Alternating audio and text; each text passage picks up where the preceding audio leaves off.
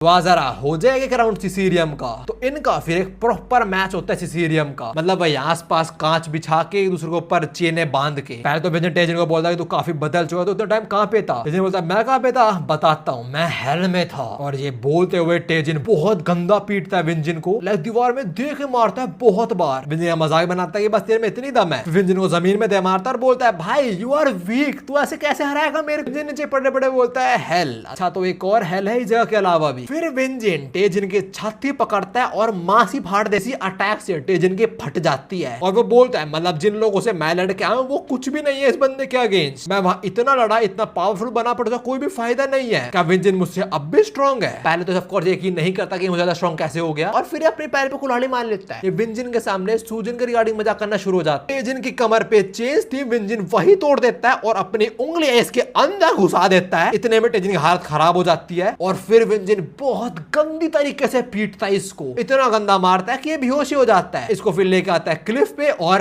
फेंक देता है। और विंजन बोलता है आई गेस अब मैं एक असली मर्डर बन चुका।